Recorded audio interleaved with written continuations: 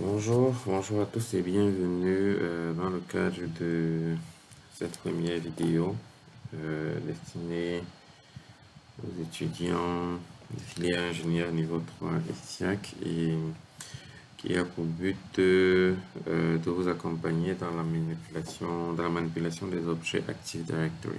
Donc, nous sommes là dans le cadre du cours de scripting PowerShell et Linux. Au regard des difficultés qui ont été relevées à votre niveau relativement à une certaine méconnaissance d'Active Directory, faisant suite aux échanges que nous avons eus concernant justement Active Directory, qu'est-ce qu'une forêt, qu'est-ce qu'une arborescence, qu'est-ce qu'un domaine, c'est quoi les unités organisationnelles, des groupes, les utilisateurs. Nous allons essayer de faire un cas pratique qui va vous accompagner de bout en bout, d'abord de façon visuelle sur comment créer un contrôleur de domaine, y ajouter des ordinateurs, y créer des unités d'organisation ainsi que les utilisateurs. Et ensuite, nous allons passer à la manipulation des utilisateurs. Donc, sans plus tarder, pour aller dans le cadre de nos travaux pratiques, nous avons préparé une topologie dans laquelle nous avons là un contrôleur de domaine. Nous avons là les éléments, les informations du contrôleur de domaine. Il aura les rôles Active Directory, DNS et DHCP. Il aura pour nom SRV et SIAC. Voilà son adresse IP ainsi que le domaine que nous allons créer. Le système d'exploitation également spécifié. Nous avons là le segment réseau qui nous concernera. Donc, là, il y a une petite erreur. Normalement, le segment réseau, c'est 172.16.1.0 /24. Là, nous avons les différents clients. Et une fois que nous aurons créé notre contrôleur de domaine, nous aurons la forêt Active Directory que nous créons TIC.local qui aura de façon première, nous allons créer les unités d'organisation étudiants, enseignants et staff. Dans les étudiants, nous aurons les ingénieurs, les 2 SI3, les GL3. Enseignants, nous aurons les permanents et les vacataires. Staff, nous aurons un staff administratif et un staff financier. Voilà, donc nous avons une petite introduction, c'est pas grave. Voilà ainsi présenté donc l'environnement dans lequel nous allons travailler. Donc sans plus tarder, nous allons créer notre environnement de travail. Nous allons travailler ici premièrement avec VMware Workstation. Nous allons essayer de créer l'environnement qui nous permettra de réaliser nos travaux. Donc, nous aurons un environnement VMware Workstation. Ok, nous y sommes. Première chose que nous allons faire, j'ai déjà des machines virtuelles existantes pour mes travaux précédents, pour les tests précédents. Et là, nous allons créer un environnement de bout en bout. Donc, déjà, nous allons venir ici. Nous effectuons un clic droit. Nous créons un nouveau répertoire où nous allons loger toutes nos machines virtuelles. Nous l'appelons scripting PowerShell et Linux VMs. Donc, machine virtuelle relative au scripting PowerShell et Linux. Ok. Nous avons un répertoire, nous allons stocker toutes nos machines virtuelles. Nous y allons donc au niveau. Nous créons une première machine virtuelle. Là, c'est des étapes que vous connaissez déjà. Nous allons créer la machine. Nous allons installer le système d'exploitation plus tard. Nous choisissons l'éditeur du système d'exploitation ainsi que la version concernée. Nous nommons notre machine virtuelle que je peux appeler ADDS. Ici, c'est un nom qui fait référence uniquement à VMware, à l'identification de la VMware. Ça n'a rien à voir avec le nom SRV-SIAC que nous avons montré dans notre architecture tout à l'heure. Nous l'appelons par exemple ADDS scripting. Ça fait que quand nous ouvrons notre VMware Workstation, nous savons déjà à quoi faire référence cette machine virtuelle. Ensuite, nous choisissons un emplacement physique pour nos machines virtuelles. Dans votre cas, je vais loger dans le dossier concernant dans le dossier relatif à votre classe. Donc là, j'ai mes enseignements de GL et là, scripting Linux et PowerShell. Et dans 2 SI GL3, je vais créer un nouveau dossier que je vais appeler JM pour mes machines virtuelles et c'est là que je vais localiser. Je vais mettre cette machine là. Donc voilà. Voilà. Donc l'emplacement étant choisi, nous avançons, nous choisissons le type de disque et la capacité que le type de déploiement de disque et la capacité que nous comptons lui donner. Nous ne revenons pas dessus, c'est les éléments que nous avons mentionnés en classe. Là, nous avons le résumé de notre machine virtuelle. Nous allons essayer de modifier certaines caractéristiques. Là, je vais augmenter la mémoire pour que la machine s'exécute plus vite. Donc, je vais lui mettre à peu près 6 Go de mémoire. Au niveau de l'adaptateur, voilà un autre élément qui est très important pour nous. Je vais préférer choisir l'option Host Only. Ça fera que la communication se fera entre mes différentes machines virtuelles. Ou ce serait peut-être mieux, je vais dédier un segment réseau particulier à mes machines virtuelles. Donc je vais plutôt prendre Custom. Et puis je vais prendre le VMnet 14. Donc nous allons plus tard le customiser, il permette vraiment la communication entre nos machines virtuelles. Mais là, c'est une partie réseau qui n'entre pas vraiment dans le cadre de ce cours. Donc là, c'est juste un segment réseau dans lequel seront localisées toutes mes machines virtuelles qui devront communiquer entre elles. Voilà. Donc là, nous revérifions que là, c'est bien le segment VMnet 14. Nous avons bien 6 Go de RAM et les autres éléments sont OK. Donc nous pouvons donc terminer et procéder à la création de la machine virtuelle. Donc la machine virtuelle s'ajoute dans la liste de machines virtuelles exactes. Nous la déplaçons dans notre répertoire correspondant. Nous procédons immédiatement à la création des autres machines virtuelles. Nous installerons les systèmes d'exploitation plus tard. Donc je crée une nouvelle machine virtuelle. Les étapes sont les mêmes, j'installerai le système plus tard. Là, nous sommes sur Windows. Nous allons installer le client Windows 10. Nous avançons la localisation. Nous allons loger nos machines virtuelles au même endroit. Donc, là,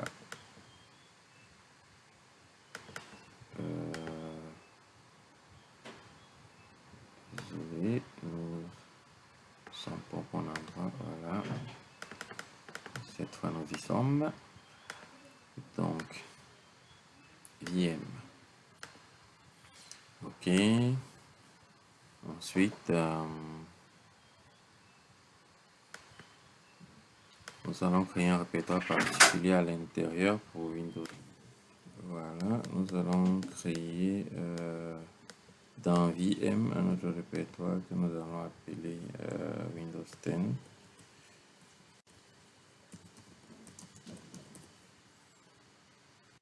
Et c'est là que nous allons loger notre machine virtuelle. Nous continuons. Capacité de disque. Nous n'avons pas grand chose à faire avec ces machines. OK. Niveau mémoire, nous nous assurons que nous avons une mémoire qui nous permettra de faire le job.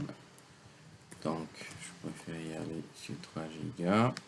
Segment réseau, nous nous rappelons que nous avions choisi le segment IMNet 14, donc toutes nos machines virtuelles sont dans ce segment réseau-là.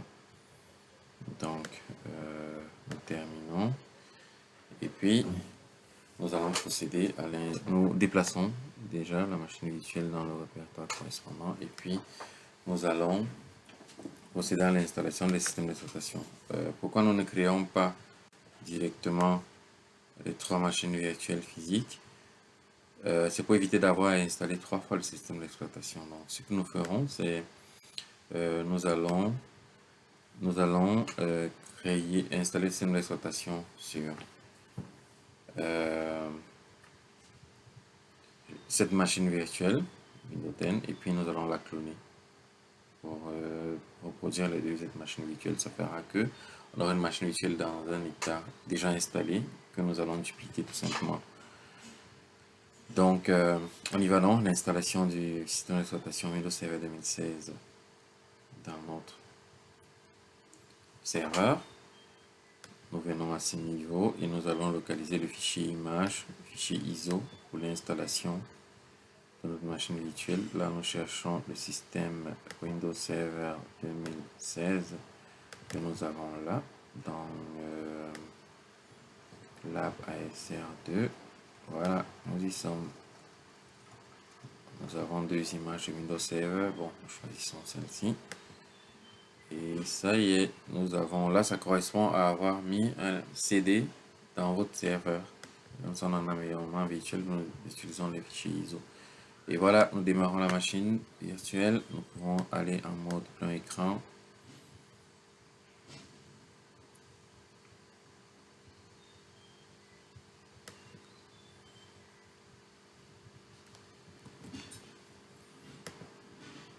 Donc, la machine virtuelle est en train de démarrer.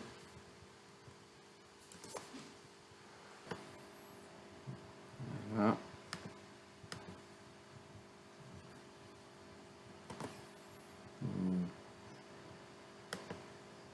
Bon, là, la réaction n'est pas tout à fait normale. Nous allons essayer d'arrêter la machine virtuelle et puis d'essayer d'utiliser une autre image au cas où le problème viendrait de l'image que nous avons choisie. Nous allons donc utiliser plutôt ce fichier ISO et nous allons relancer pour voir si le problème ne venait pas de là.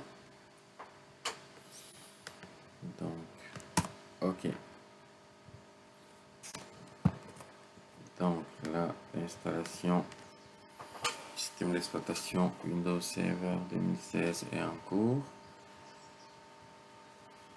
Et nous allons y aller rapidement pour ne pas rallonger la vidéo et qu'elle ne pèse pas assez. Donc là, le programme d'installation va se lancer. Ce que nous ferons, c'est que quand ce sera des étapes intermédiaires d'installation, nous allons simplement, pendant que l'évolution se fait, poser la vidéo. Donc là, nous choisissons la version Windows Standard et avec expérience utilisateur. Là, c'est pour préciser que nous aurons besoin d'une interface utilisateur.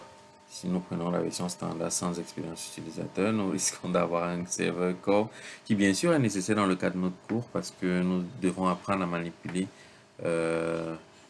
les objets avec PowerShell qui ne nécessite pas que nous ayons forcément une interface graphique. Mais pour l'instant, pour que vous compreniez la base de notre travail, nous allons procéder en graphique et plus tard dans la prochaine vidéo, nous irons faire ce que nous allons faire en graphique en version PowerShell. Donc, nous avançons. Dans les étapes suivantes, nous acceptons le contrat de licence. Je vous conseille de lire ça au moins une fois dans votre vie.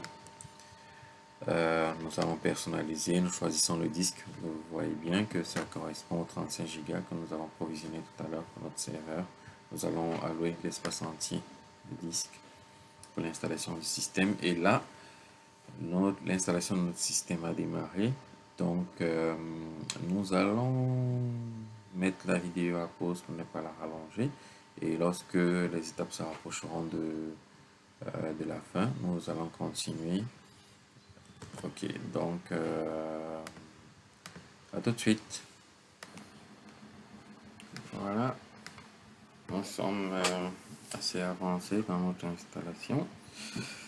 Nous allons essayer de la poursuivre de façon visuelle. Voilà, la machine, l'ordinateur, notre nouveau serveur va redémarrer. Et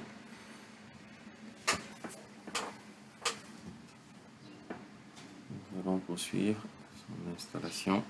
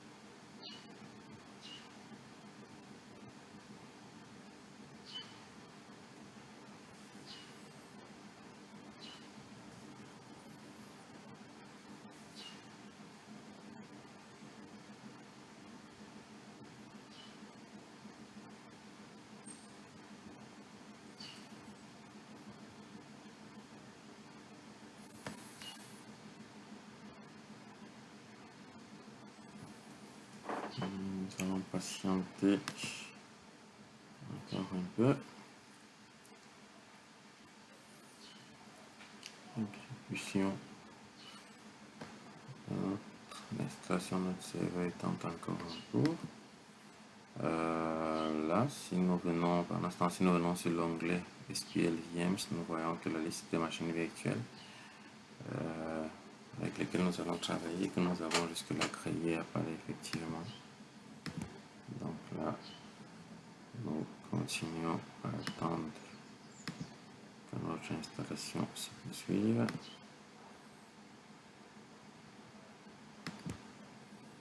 Voilà, la machine virtuelle démarre à nouveau. Et là, nous avons le système d'exploitation qui apparaît.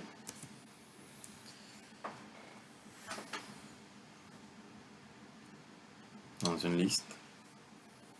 Donc là, nous avons validé et nous attendons d'avoir la prochaine interface. Là, le chargement est de nouveau en cours.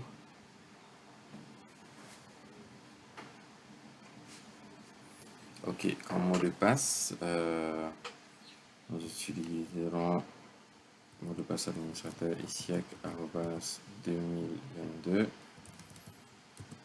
Nous reproduisons un mot de passe isiac avec E en majuscule et le reste en minuscule, @2022.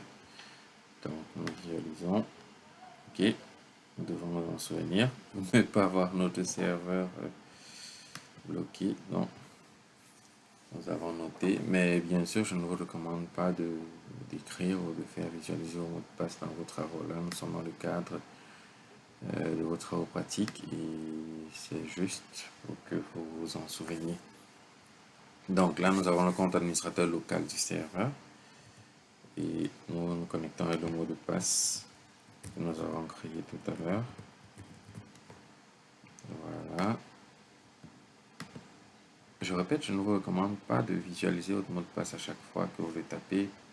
Parce qu'il peut y avoir des gens derrière vous qui vont le copier, qui pourront avoir accès à vos ressources plus tard. Voilà, donc notre serveur Windows Server 2016 est installé.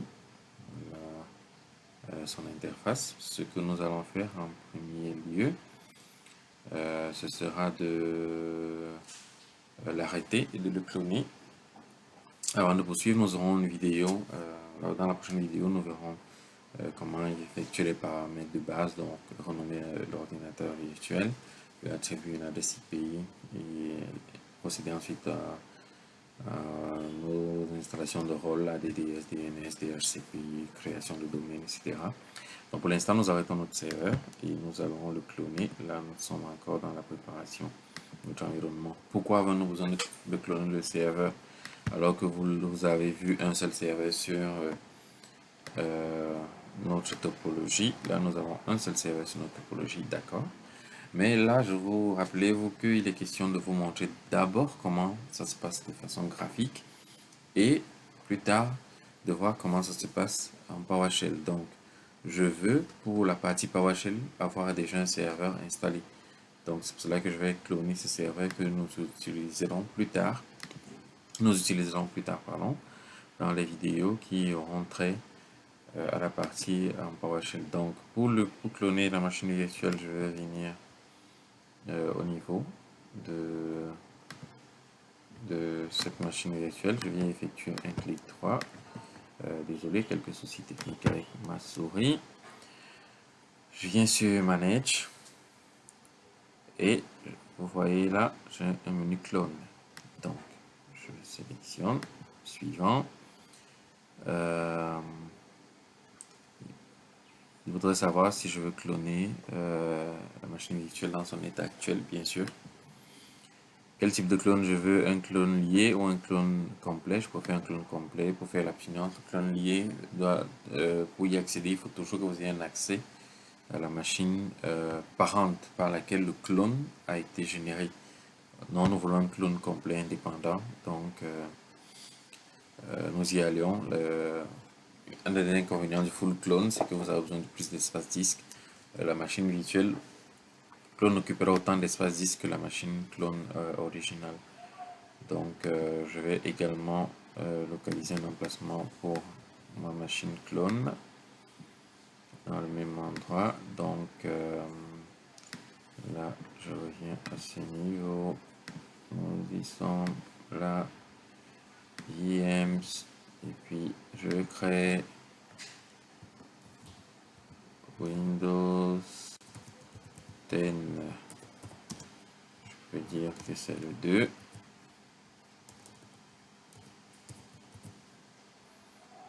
Voilà. Et puis je termine. Oh, c'était Windows Server. D'accord. Nous allons modifier ce nom après. J'ai dit Windows 10 Clone au lieu de Windows Server. Bon, c'est pas grave. Nous irons modifier le nom de la machine virtuelle, mais c'est ainsi que se passe la partie clonage des machines virtuelles sur VMware Workstation. C'est pas tout à fait le cas sur XC. Nous ne pourrons pas voir XC dans le cadre de ce cours. C'est la version entreprise de l'outil de visualisation VMware. Comme je vous l'ai déjà mentionné, nous le verrons dans le cadre de notre cours. Donc, l'installation du système Windows 10 se passe pareil que celle de Windows Server 2016 que nous venons de procéder, et le clonage des machines Windows 10 se fera exactement de la même façon que le clonage du serveur Windows Server 2016 que nous venons de faire. Donc, nous allons juste terminer le clonage et puis arrêter la vidéo, et nous allons procéder à l'installation des machines virtuelles Windows 10 en off, et nous reviendrons, ou alors nous le ferons dans une autre vidéo pour ne pas arranger celle-ci, et puis nous y reviendrons. Donc nous mettons déjà la vidéo à pause pendant que le processus de clonage avance, et nous reviendrons tout de suite. Voilà, nous sommes de retour et notre processus de clonage tire à sa fin. Donc nous allons procéder à la suite.